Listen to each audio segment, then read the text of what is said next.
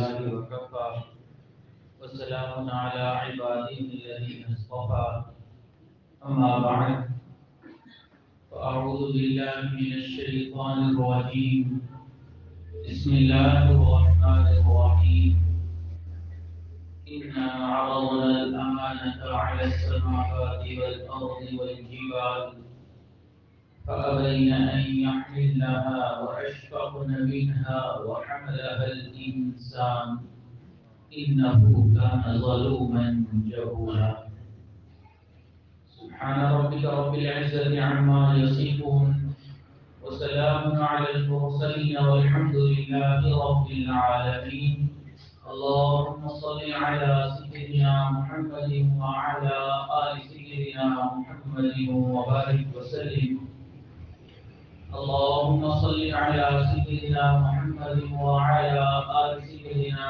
محمد وبارك وسلم اللهم صل على سيدنا محمد وعلى آل سيدنا محمد وبارك وسلم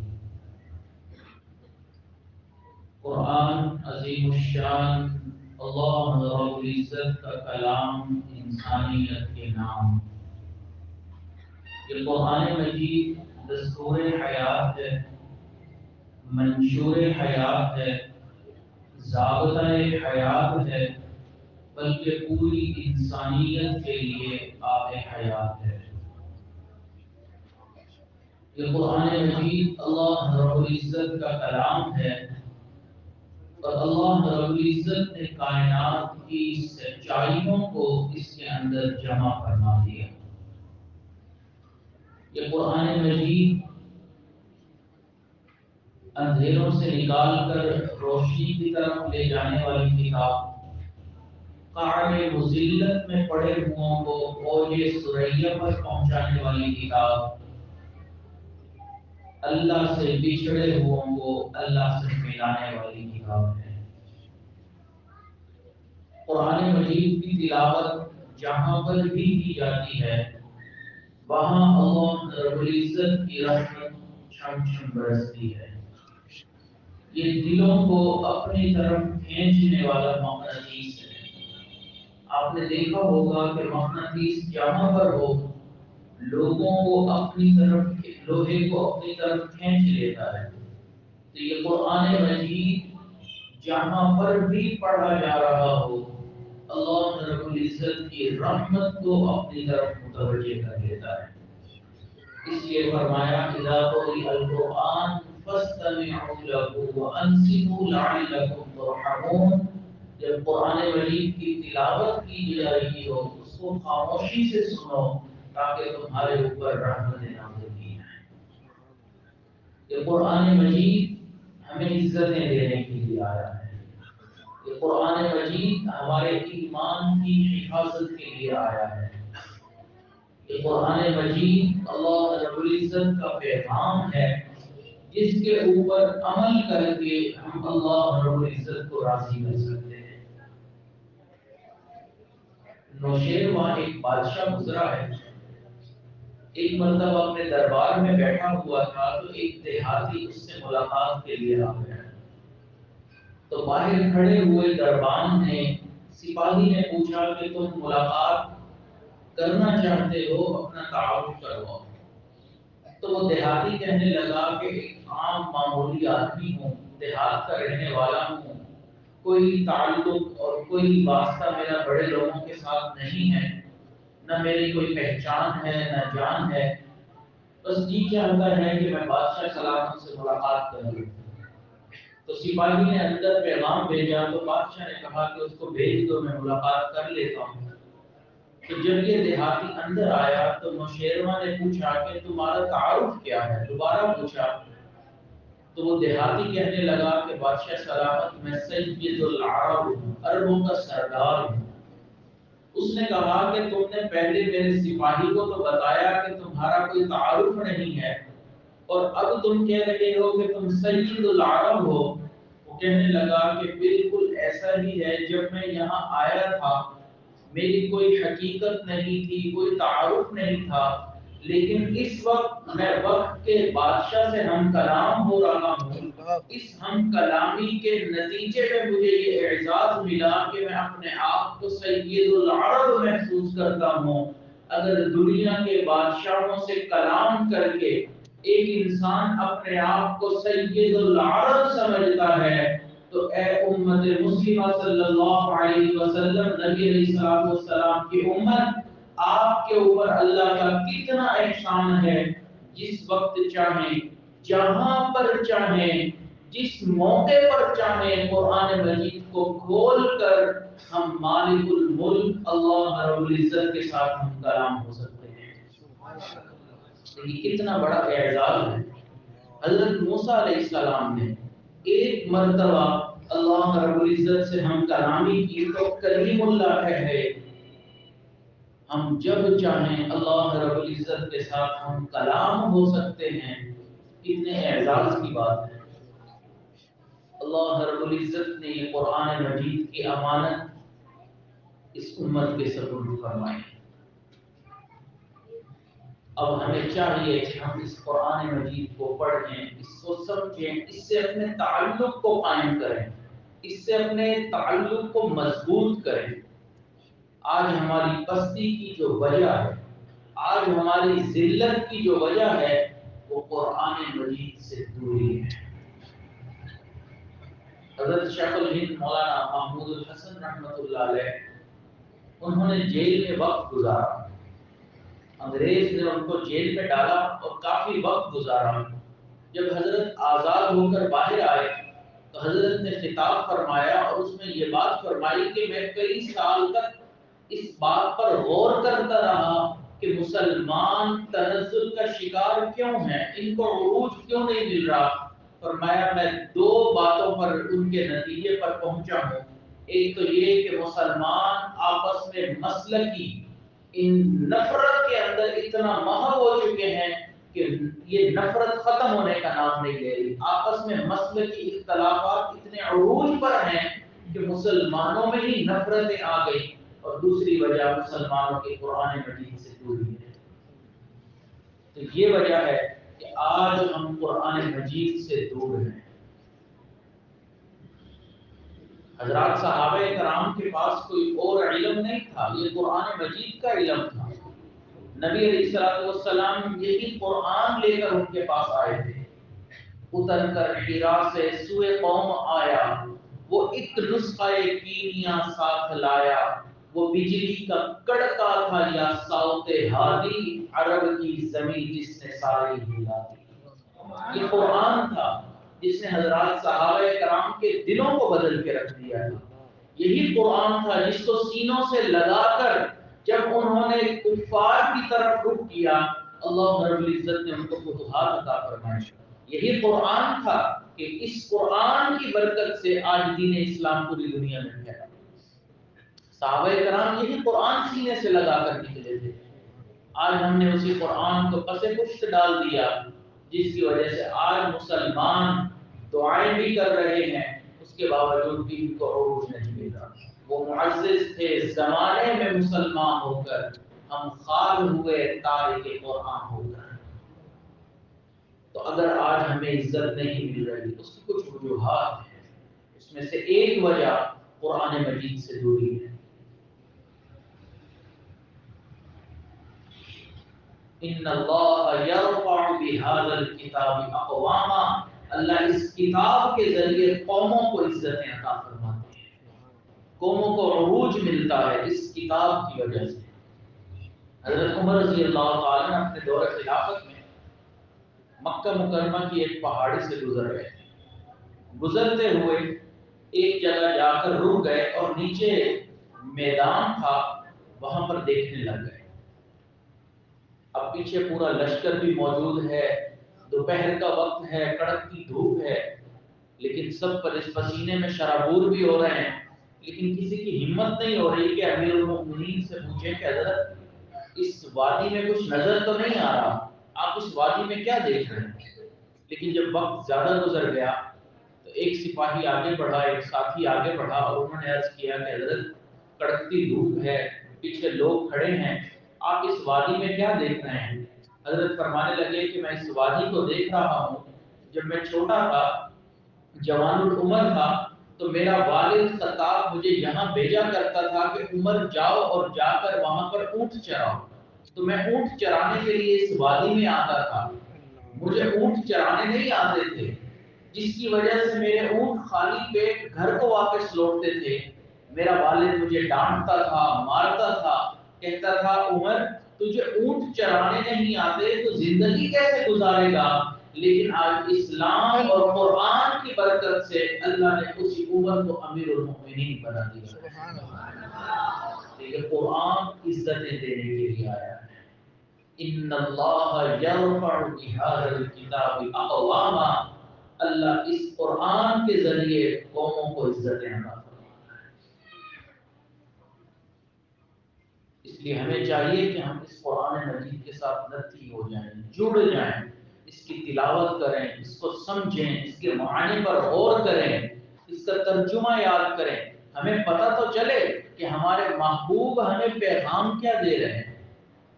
ہم نے دنیا میں دیکھا ہے کہ اگر کسی کا کہیں پر کوئی محبت کا تعلق ہو جائے اور محبوب اپنے محب کو کوئی خط لکھے کسی اور بھی زبان میں ہو تو یہ تڑپتا ہے کہ اس کا ترجمہ مجھے پتہ چل جائے کہ میرے محبوب نے مجھے لکھا کیا ہے۔ ہم کیسے اللہ سے محبت کرنے والے ہیں کہ اللہ رب العزت نے ہمیں یہ محبت نامہ بھیجا ہے، قرآن مجید اپنا کلام بھیجا ہے، اور ہم اس کا ترجمہ بھی نہیں پڑھ پا رہے، ہم اس کو سمجھ بھی نہیں پا رہے۔ ہمیں چاہیے کہ ہم اس کو سمجھیں، پڑھیں، تلاوت کریں، جہاں موقع ملے وہیں پر قرآن مجید کی تلاوت کریں۔ ہمارے اکابرین قرآن مجید کی تلاوت کثرت کے ساتھ کیا کرتے تھے، تبھی بھی سینکڑوں سال، ہزار سینکڑوں سال گزر گئے، آج بھی ان کا نام زندہ ہے۔ حضرت ابو بکر ابن عیاش رحمۃ اللہ علیہ ایک بزرگ گزرے، ان کا آخری وقت آ گیا تو ان کی بہن رونے لگی۔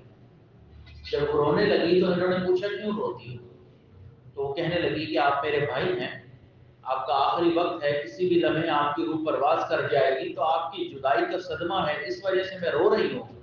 فرمانے لگے اے بہن، اگر رونا ہے تو اپنے نفس کے اوپر رو لو، تمہارے اس بھائی نے گھر کے اس کونے میں 6000 مرتبہ مکمل قرآن مجید کی تلاوت کی ہے۔ ایسے پڑھنے والے پڑھتے تھے۔ امام شافعی رحمۃ اللہ علیہ فرماتے ہیں کہ میں نے مکہ مکرمہ سے مدینہ منورہ کا سفر کیا۔ اس زمانے میں سفر اتنا آسان نہیں ہوتا تھا جیسے آج کل کے دور میں ہے کہ انسان گاڑی میں بیٹھا اور 4 گھنٹے میں مدینہ طیبہ پہنچ گیا۔ اونٹوں پر سفر ہوتا تھا، درمیان میں پہاڑیاں آتے تھے، ریگستان آتے تھے۔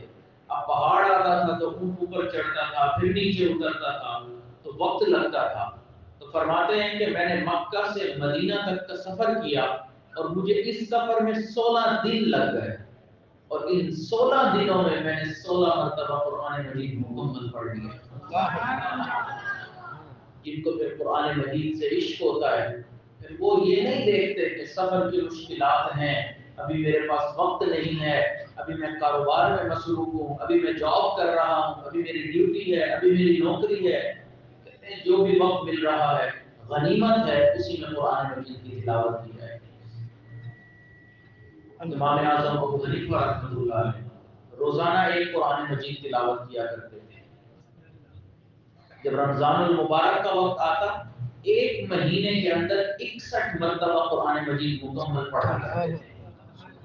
ایک دن میں پڑھتے تھے، ایک رات میں پڑھتے تھے، اور ایک تراویح میں سنایا کرتے تھے۔ آپ اندازہ کریں کیا ان کی مصروفیات نہیں تھی؟ امام ابو حنیفہ رحمۃ اللہ علیہ نے فقہ کو تدوین کیا۔ آپ سمجھتے ہیں فقہ کیا ہے؟ قرآن اور حدیث اور صحابہ کرام کے جو فتاوی ہیں ان کے اوپر غور و فکر کر کے انسان کسی مسئلے کا حل نکال لے اور اس کو لکھوا دے، اس کو فقہ کہتے ہیں۔ انہوں نے اتنے مسائل کو لکھوا دیا، ان کے جوابات کو لکھوا دیا، کم و بیش 12 لاکھ مسائل کو امام ابو حنیفہ نے قرآن اور حدیث سے نکال کر لکھوا دیا۔ اتنی مصروفیت شخصیت تھی، لیکن تلاوت قرآن کیا کرتی تھی۔ جب مصروفیت زیادہ بڑھ گئی تو 3 دن میں ایک قرآن مکمل پڑھتے تھے۔ آپ کے ایک شاگرد حضرت مصعب بن قدام رحمۃ اللہ علیہ فرماتے ہیں دخلت المسجد فرأيت رجلا يصلي، میں مسجد میں داخل ہوا، میں نے دیکھا کہ ایک شخص نماز پڑھ رہا ہے. تو جب میں اندر داخل ہوا اور وہ نماز پڑھ رہا ہے اور قرأت اونچی آواز میں کر رہا ہے، فرماتے ہیں کہ مجھے اس کی قرأت بہت اچھی لگی، تو میں وہیں پر بیٹھ گیا کہ اس انسان کی قرأت سن لوں. فرماتے ہیں وہ نماز میں قرأت کرتا رہا، میں سنتا رہا، وہ تلاوت کرتا رہا، میں سنتا رہا، حتی قرأ نصف القرآن، حتیٰ کہ اس نے ایک رکعت کے اندر آدھا قرآن مجید کی مکمل تلاوت کر لی. فرماتے ہیں میرے ذہن میں گمان ہوا کہ ابھی یہ شخص رکوع کرے گا. فرماتے ہیں اس نے رکوع نہیں کیا، قرآن پڑھتا رہا حتیٰ قرأ القرآن کلہ فی رکعت واحدہ، حتیٰ کہ اس نے پورے کا پورا قرآن ایک رکعت کے اندر مکمل پڑھ لیا. فرماتے ہیں میں بڑا حیران ہوا کہ یہ انسان کون ہے کہ ایک رکعت میں یہیں پر اس نے پورا قرآن پڑھ لیا. فلما سلم، جب اس انسان نے سلام پھیرا، میں آگے بڑھا، میں نے دیکھ لیا فإذا ہوا ابو حنیفہ، وہ امام ابو حنیفہ تھے. ان کو ایسا لطف آتا تھا، مزہ آتا تھا قرآن مجید کی تلاوت میں. ان کو پتا تھا یہی قرآن ہے جس کی برکت سے اللہ تعالیٰ ہمیں عزت عطا فرمائیں گے، جس کے ساتھ ندی ہونے سے اللہ رب العزت ہمارے ایمان کو سلامت رکھیں گے. آج فتنوں کا دور ہے، ایمان کی سلامتی مشکل ہوتی چلی جا رہی ہے، لیکن اگر کوئی انسان اپنے آپ کو قرآن سے نتھی کر لیتا ہے، اس قرآن کی برکت سے اللہ تعالیٰ اس کے ایمان کو محفوظ فرما لیتے ہیں. ایک نوجوان امریکہ گیا، وہاں پر اس کو ایک اچھے دفتر میں نوکری مل گئی، کام کرنے لگا. کام کرتے کرتے اپنی ایک کلیگ لڑکی کے ساتھ جو کہ عیسائی تھی محبت کا تعلق قائم ہو گیا. اب جب محبت میں انوالو ہوا تو آپس میں روزانے کی چونکہ میل ملاقات بھی رہتی، تو یہ محبت پروان چڑھتی اس حد تک پہنچی کہ اس نے اس لڑکی کو پرپوز کر دیا کہ میں آپ سے شادی کرنا چاہتا ہوں. اس لڑکی نے کہا دیکھیں آپ مسلمان ہیں، میں عیسائی ہوں، میں اس طرح تو شادی نہیں کروں گی، میں اپنے والدین سے پوچھوں گی. لڑکی اپنے والدین کے پاس آئی، ان سے بات کی. انہوں نے کہا کہ ہم اس نوجوان سے ملاقات کرتے ہیں، اس سے پوچھتے ہیں، ہماری کچھ شرائط ہیں، اگر وہ مان لے گا تو ہم شادی کر دیں گے، ہمیں اعتراض نہیں ہے، کیونکہ جاب اچھی ہے، اچھا پیسہ کما رہا ہے، اسٹیٹس اچھا ہے. جب اس نوجوان کی اس کے والدین سے ملاقات ہوئی لڑکی کے، تو انہوں نے کہا کہ ہماری کچھ شرائط ہیں. ایک شرط تو یہ ہے کہ آپ نے اگر ہماری بیٹی سے شادی کرنی ہے نا تو آپ کو یہ علاقہ چھوڑ کر کسی اور صوبے اور کسی اور علاقے میں امریکہ میں جا کے شفٹ ہونا پڑے گا. اس نے کہا ٹھیک ہے میں یہ شرط مانتا ہوں. دوسرا یہ کہ آپ کو جتنے آپ کے دوست مسلمان ہیں نا ان سے قطع تعلقی کرنی ہوگی، کوئی رابطہ نہیں، کوئی واسطہ نہیں، کوئی فون نہیں، کوئی میسج نہیں. اس نے کہا مجھے یہ بھی منظور ہے، میں دوستوں کو بھی چھوڑ دوں گا. لڑکی کی محبت اتنی خطرناک ہوتی ہے، ناجائز محبت ہے. تیسری شرط وہ یہ ہے کہ آپ نے اپنے پیچھے پاکستان میں اپنے والدین سے بھی کوئی تعلق نہیں رکھنا. یہ اتنا محبت میں گرفتار تھا، اس نے کہا مجھے یہ بھی منظور ہے. چوتھی شرط کہ آپ نے کوئی ایسا کام نہیں کرنا جس سے پتہ چلے کہ آپ مسلمان ہیں. اس نے کہا مجھے یہ بھی منظور ہے. اور پانچویں شرط کہ کبھی کبھی آپ نے ہمارے ساتھ ہمارے گرجا گھر میں جانا ہے تاکہ آپ ہمارے طور طریقے سیکھ سکیں، ہماری عبادت کا طریقہ سیکھ سکیں اور آپ کو پتہ چلے کہ ہمارا مذہب کیا ہے. اس نے کہا مجھے یہ بھی منظور ہے. جب ساری شرائط مان لی، نکاح ہو گیا اور اچانک یہ اس کمیونٹی سے غائب ہو گیا. اب اس کے دوستوں کو نہیں پتا، والدین پریشان، علاقے والے کمیونٹی والے پریشان، جس مسجد میں کبھی جاتا تھا یہ وہ پریشان، امام صاحب پریشان، مقتدی پریشان، بندہ کہاں غائب ہو گیا ہے. آسمان نے اٹھا لیا، آسمان نے اچک لیا، یہ زمین ہڑپ کر گئی، لیکن کچھ پتا نہیں بندہ کہاں غائب ہے. عرصہ گزرتا چلا گیا حتیٰ کہ لوگ بھولنا شروع ہو گئے. قریب کوئی 2 سے 3 سال کے بعد اچانک یہ اسی مسجد میں وہاں پر امام صاحب کو وضو کرتا ہوا نظر آیا. امام صاحب نے اس کو دیکھا، یہ تو وہی نوجوان ہے جو اچانک غائب ہو گیا تھا. پوچھا کہ بھئی تم کہاں غائب ہو گئے تھے؟ اس نے کہا امام صاحب نماز کے بعد رہا تھا. خیر نماز پڑھی تو امام صاحب فوراً آ گئے کہ مجھے اپنی کہانی تو بتاؤ. پھر اس نے بتایا کہ اس طرح میری محبت ہو گئی تھی اور شادی ہو گئی، یہ شرائط تھی، اس وجہ سے میں اپنی بیوی کو لے کر دوسرے علاقے میں چلا گیا اور وہاں زندگی گزارنے لگا. میری زندگی دیکھ کر کوئی کہہ نہیں سکتا تھا کہ میں مسلمان ہوں. ٹوٹل میں غیر مسلموں والی زندگی گزار رہا تھا. البتہ ایک عمل تھا کہ جب میں اس گھر سے دوسرے گھر میں منتقل ہو رہا تھا، شفٹ ہو رہا تھا، تو میں اپنے ساتھ قرآن مجید کا ایک نسخہ لے کر گیا تھا اور میں نے وہاں جا کر اس کو شیلف کے اوپر رکھ دیا.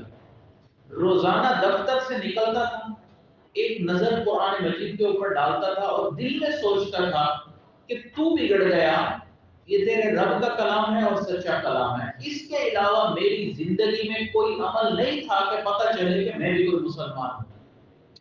حرام کھا لینا، شراب پی لینا، سب میری زندگی میں چل رہا تھا.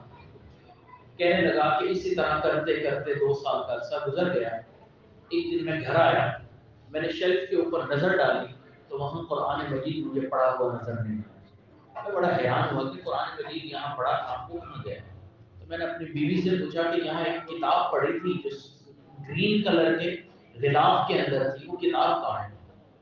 تو وہ کہنے لگی کہ آج میں گھر کی صفائی کر رہی تھی تو کچھ کتابیں ایسی تھیں جس کو نہ کبھی تم نے کھولا نہ کبھی میں نے کھولا، ویسے گھر میں پڑی تھی، تو میں نے سوچا اس کو رکھ کر کیا کرنا ہے.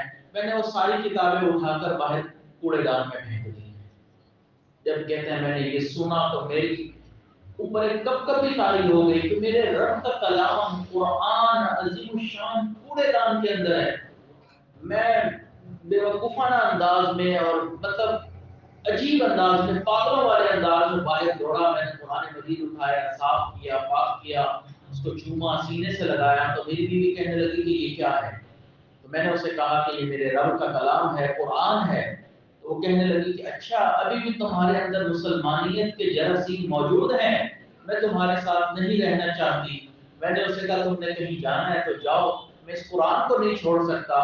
اس نے اپنا سامان پیک کیا، اپنے والدین کے گھر چلی گئی. میں نے اس کو چھوڑا، واپس اس کمیونٹی میں آ گیا. اس قرآن سے اتنے سے تعلق کی وجہ سے اللہ نے میرے ایمان کو محفوظ رکھا. تو اگر ہم قرآن سے تعلق کو جوڑیں گے اللہ تعالیٰ ہمارے ایمان کو محفوظ رکھے. آج ہم اپنی اولادوں کے ایمان کے بارے میں پریشان ہیں، اپنے ایمان کے بارے میں پریشان ہیں کہ اتنے فتنوں کا دور ہے. سوشل میڈیا کا فتنہ ہے، موبائل فون کا فتنہ ہے، نہ جانے کون کون سے کس کس قسم کے دجالی فتنے موجود ہیں. ہمیں چاہیے کہ ہم اپنے آپ کو بھی اور اپنی اولادوں کو بھی قرآن مجید کے ساتھ جوڑ دیں. یہ قرآن مجید انسان کے ایمان کی محفوظ کر دیتا ہے. قرآن مجید کے ساتھ نتھی ہو جائیں، جڑ جائیں، یہ عزتیں دیتا ہے. ممکن نہیں ہے کہ کوئی انسان قرآن سے جڑے اور اس کو عزتیں نہ ملیں. آپ دیکھیں نسبت قدریں بدل دیا کرتی ہے، نسبت انسان کی اور چیزوں کی قدر بدل دیا کرتی ہے. ایک بٹے کے اندر ایک ہی وقت میں ایک ہی انسان کے ہاتھوں ایک ہی زمین کی مٹی سے دونوں آپس میں ساتھ رکھی جائیں نا اینٹیں، اور ایک ہی وقت میں وہ دونوں پکیں، ان میں سے ایک اینٹ کوئی مسجد میں لا کر لگا دے بیت اللہ میں اور کوئی بیت الخلاء میں لگا دے، تو انسان بیت الخلاء میں جو اینٹ لگی ہے نا اس پہ ننگا پاؤں رکھنا پسند نہیں کرتا، لیکن جو مسجد اور بیت اللہ میں لگ گئی ہے وہاں پر اپنی پیشانی کو ٹکا رہا ہوتا ہے. وجہ کیا ہے؟ دونوں ایک ہی وقت میں پکی، ایک ہی ٹائم لگا، ایک ہی مٹی ہے، ایک ہی آدمی ان کو بنا رہا ہے، ہر چیز سیم ہے. فرق کیا ہوا؟ نسبت نے ان کی قدر کو بدل دیا. ایک کی نسبت بیت اللہ سے ہو گئی، دوسرے کی نسبت بیت الخلاء سے ہو گئی، تو نسبت قدر بدل دی. دوسری مثال سمجھے کہ اگر گھر کے اندر کوئی گتا پڑا ہوا، اب اس گتے کی عام گتا ہے، اس کی کوئی حیثیت اور اہمیت تو نہیں ہے. کبھی کوئی بچہ اٹھا کر اوپر رکھ دیتا ہے، کبھی نیچے پڑا ہوتا ہے، کبھی صوفے پر، کبھی بیڈ کے نیچے، کبھی کرسی کے اوپر، کبھی ٹیبل کے اوپر، آگے پیچھے پورے گھر کی سیر کر رہا ہے. لیکن پھر ایک آدمی سوچتا ہے کہ میرے گھر میں جو قرآن مجید ہے اس کی جلد پرانی ہو گئی ہے، تو لہٰذا میں جلد بدل دیتا ہوں.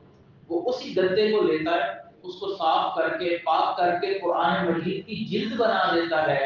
علماء کرام فرماتے ہیں اب وہ قرآن مجید کی جلد بن چکا ہے گتا، جہاں قرآن کو بغیر وضوحات لگانا جائز نہیں ہے وہاں اس گتے کو بھی بغیر وضوحات لگانا جائز نہیں ہے۔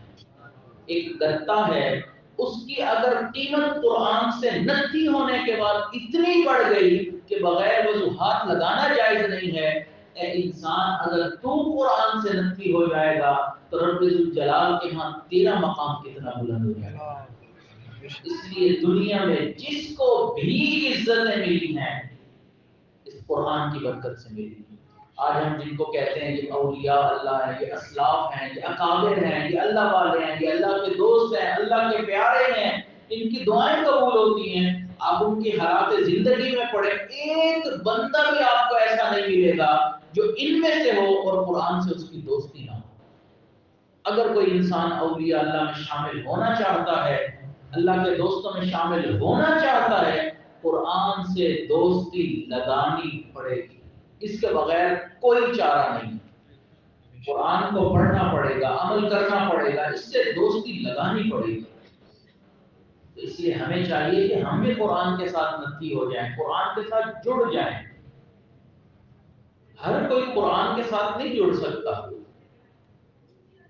اللہ سے توفیق مانگے۔ کیوں؟ ثم اورثنا الکتاب الذی نصطفینا من عبادنا، اور ہم نے اپنے بندوں میں سے کتاب کا وارث ان لوگوں کو بنایا جو ہمارے چنے ہوئے بندے تھے۔ تو جو قرآن سے دوستی کر لیتا ہے نا، وارث بن جاتا ہے، پھر اللہ کا چنا ہوا بندہ ہوتا ہے۔ ہر کوئی حفظ نہیں کر سکتا، ہر کوئی عالم نہیں بن سکتا، ہر کوئی قرآن کے حروف یاد نہیں کر سکتا۔ کتنے ذہین فطین لوگ دنیا میں موجود ہیں، حفظ نہیں کر سکتے۔ کیوں؟ کیونکہ اللہ نے ان کو چنا نہیں ہے۔ اللہ سے توفیق مانگنی پڑتی ہے کہ اللہ آپ توفیق دے دیں، پھر اللہ آپ کو توفیق دے گا، آپ کی اولادوں کو توفیق دے گا۔ اس لیے ہم اگر خود حفظ نہیں کر سکے تو ہم ناظرہ پڑھیں، اتنا تو ہم کر ہی سکتے ہیں نا، اپنی اولادوں کو حافظ بنانے کا سوچیں، عالم بنانے کا سوچیں۔ یہ حفاظ قرآن مجید کے حروف کے محافظ ہیں، اور یہ علماء قرآن مجید کے معانی کے محافظ ہیں، اسی وجہ سے اللہ نے ان کو عزتیں عطا کی۔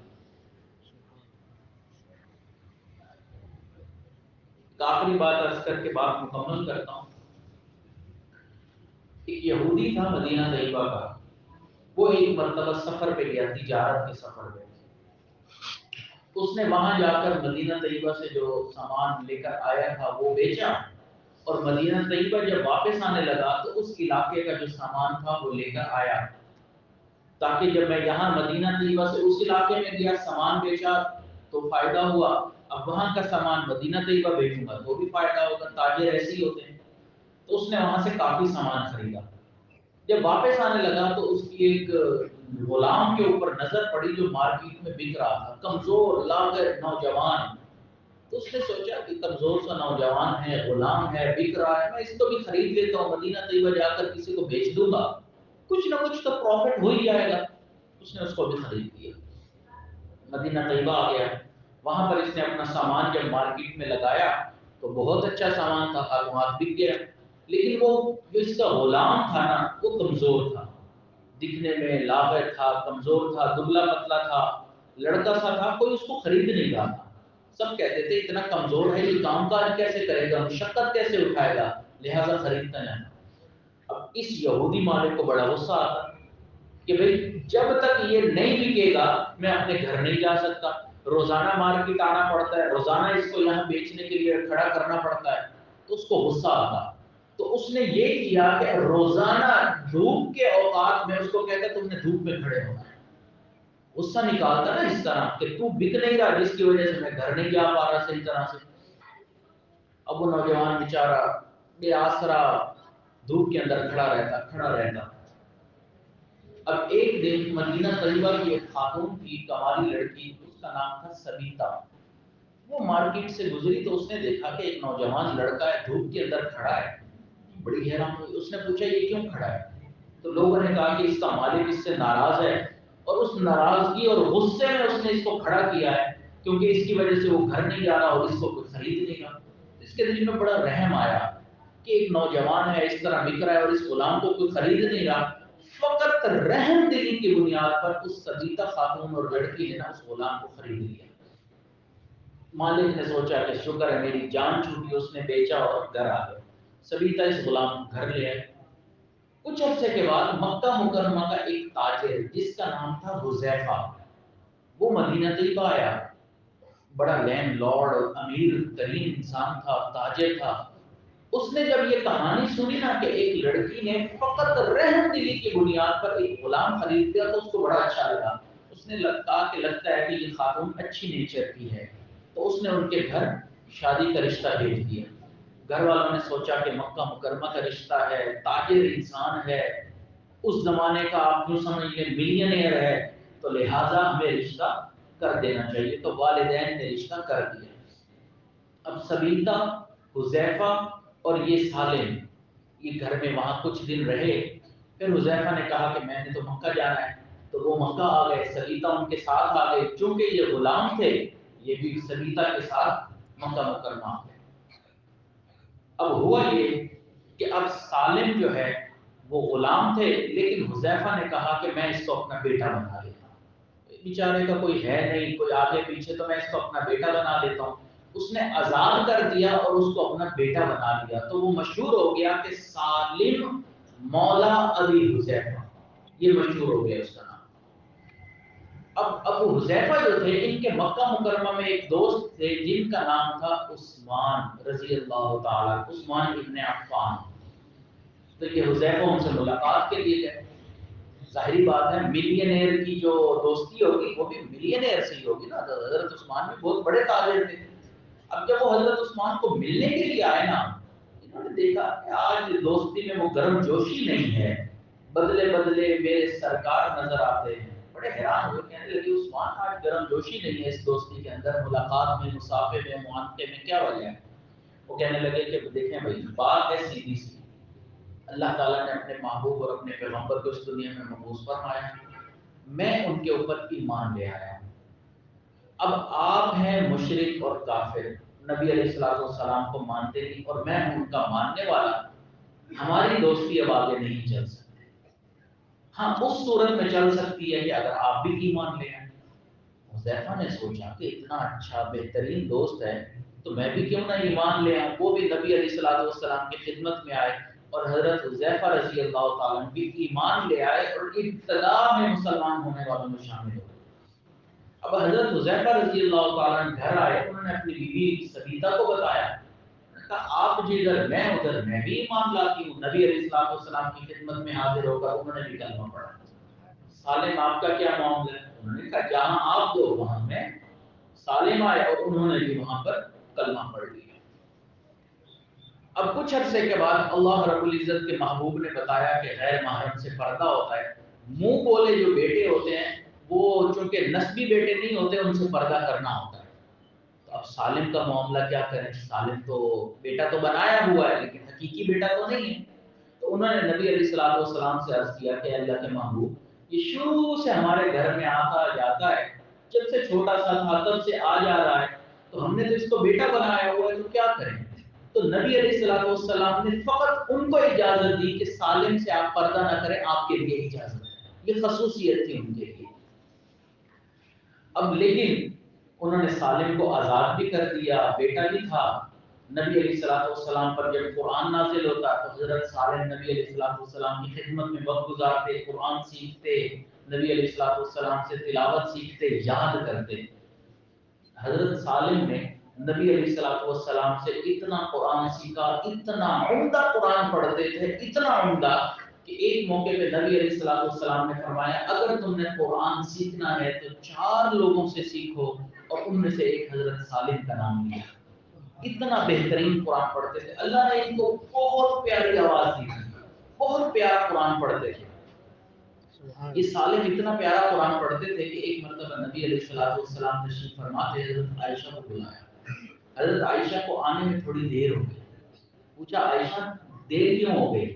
انہوں نے عرض کیا کہ اللہ کے محبوب میں تو آ رہی تھی، راستے میں میں نے دیکھا کہ ایک نوجوان قرآن پڑھ رہا ہے، تو اتنا پیارا قرآن پڑھ رہا ہے، میں وہیں پر کھڑے ہو کر اس کا قرآن سننے لگ گئی۔ نبی علیہ الصلوۃ والسلام نے فرمایا اچھا مجھے بھی لے چلو، میں بھی سنوں کون ہے۔ جب وہاں آ کر دیکھا تو حضرت صالح تلاوت کر رہے تھے، نبی علیہ السلام سنتے رہے. جب انہوں نے تلاوت مکمل کی تو اللہ کے محبوب نے فرمایا اللہ کا کرم ہے اور احسان ہے کہ اس نے سالم جیسا قرآن، بہترین قرآن پڑھنے والے انسان کو میری امت میں پیدا کروا دیا. اتنا بہترین قرآن پڑھتے تھے. اس کے بعد ہجرت کا موقع آ گیا. جب ہجرت ہوئی تو حضرات صحابہ کرام جو جلدی ہجرت فرما گئے تھے ان میں حضرت عمر رضی اللہ تعالیٰ عنہ بھی تھے، حضرت صالح رضی اللہ تعالیٰ عنہ بھی تھے، اور بھی مہاجرین تھے. یہ مدینہ طیبہ پہنچے اور وہاں پر قباء میں امام کی ضرورت تھی تو لوگوں نے کہا کہ کس کو امام بنائیں. حضرت عمر بھی موجود ہیں اور کبار صحابہ بھی موجود ہیں. بات ہوئی کہ نہیں، سالم سے بہتر قرآن کوئی نہیں پڑھتا، سالم آگے امام بنے. حضرت عمر رضی اللہ تعالیٰ جیسی شخصیت کے پیچھے مقتدی بن کر کھڑے ہوئے. مدینہ کے یہودیوں نے دیکھا، حیران رہ گئے، یہ وہی نوجوان ہے نا جو یہاں دھوپ میں کھڑا ہوتا تھا، کوئی خریدتا نہیں تھا. آج اس قرآن کی برکت سے امیر المؤمنین عمر جیسا انسان پیچھے کھڑا ہے اور سالم امام بن کر آگے کھڑا ہوا. اللہ نے ایسا مقام عطا فرمایا. غزوہ بدر میں شامل ہوئے، غزوہ احد میں شامل ہوئے، حتیٰ کہ حضرت عمر رضی اللہ تعالیٰ عنہ کا جب آخری وقت آیا تو حضرت عمر رضی اللہ تعالیٰ عنہ نے ٹھنڈی سانس لی، ٹھنڈی آہ بھری، فرمانے لگے کاش آج سالم زندہ ہوتے تو میں یہ اپنے بعد خلافت کا معاملہ ان کے سپرد کر دیتا اور ان کو خلیفہ بنا دیتا. فقط قرآن کی برکت سے اللہ نے ان کو یہ مقام دیا. اس لیے ہمیں چاہیے کہ ہم قرآن کے ساتھ نزدیک ہو جائیں، جڑ جائیں، تعلق پیدا کر دیں. ہمارے دادا شیخ حضرت مرشد عالم خواجہ غلام حبیب رحمۃ اللہ علیہ فرمایا کرتے تھے، اے انسان تو دنیا میں رہے ناکام، اے انسان تو دنیا میں رہے غلام، غلام نفس کی ہو، شیطان کی ہو یا کسی انسان کی ہو، نا نا نا، یہ کہتا ہے قرآن تو میرے ماننے والے مسلمان تو پڑھ قرآن، تیرا رب کرے گا تیرا اکرام. اقرأ وربک الاکرم. اس لیے ہمیں چاہیے کہ ہم قرآن مجید کے ساتھ نزدیک ہو جائیں، جڑ جائیں، خود بھی جڑ جائیں، اپنے گھر والوں کو بھی جوڑ دیں، اپنے بچوں کو بھی جوڑ دیں. کھانا چھوٹتا ہے، کھانا چھوٹ جائے لیکن تلاوت قرآن نہ چھوٹے ہماری. اور آج کل تو اور بھی آسان ہو گیا، موبائل فون میں آپ اپلیکیشن ڈاؤن لوڈ کر سکتے ہیں پی ڈی ایف کی شکل میں یا کسی ایپ کی شکل میں. کہیں پر ہیں آپ، بس اسٹاپ پر ہیں آپ، دکان پر ہیں، جاب پر ہیں، کوئی کام نہیں ہے، اگر آپ دکان پر ہیں کوئی گاہک نہیں ہے، آپ فالتو ہی بیٹھے ہیں نا، تلاوت کر لیں، فوراً موبائل کھولے وہیں تلاوت کر سکتے ہیں. آپ بس کے اندر سفر کر رہے ہیں، آپ گاڑی کے اندر بیٹھے بیٹھے سفر موبائل میں تلاوت کر سکتے ہیں. تو آج کل کے زمانے میں تو کتنا آسان ہو گیا تلاوت کرنا، سمجھنا، پڑھنا. اس لیے ہمیں چاہیے کہ ہم قرآن مجید کے ساتھ جڑ جائیں، نزدیک ہو جائیں اور قرآن مجید کا کچھ نہ کچھ حصہ ضرور یاد کریں. خوش نصیب ہیں وہ طلباء جنہوں نے قرآن مجید مکمل یاد کر لیا. اللہ تعالیٰ ان کو بہترین اجر عطا فرمائے اور ان کے والدین کو بھی بہترین اجر اور مقام عطا فرمائے جنہوں نے اپنے اولاد کے وقت کی اور ان کی ہر چیز کی قربانی دی، اپنی محبت کو دبوچا اور انہوں نے اس زمانے میں مدرسے میں بھیجا کہ جہاں دنیا ایسے لوگوں کو برا کہہ رہی ہے، انہوں نے کہا نہیں، ہم نے اپنے بچے کو حافظ بنانا ہے اور انہوں نے بچوں کو بھیجا اور انہوں نے حفظ کیا. اللہ ان کو بھی جزائے خیر عطا فرمائے، اساتذہ کو بھی جزائے خیر عطا فرمائے. اللہ تعالیٰ ہم سب کو قرآن مجید کے ساتھ نزدیک فرما دے، حتیٰ کہ اللہ تعالیٰ ہمیں حافظ قرآن بنا دے، عالم قرآن بنا دے، عامل قرآن بنا دے، ناشر قرآن بنا دے، عامل قرآن بنا دے. اللہ تعالیٰ ہمیں عاشق قرآن بنا دے. وآخر دعوانا الحمد للہ رب العالمین.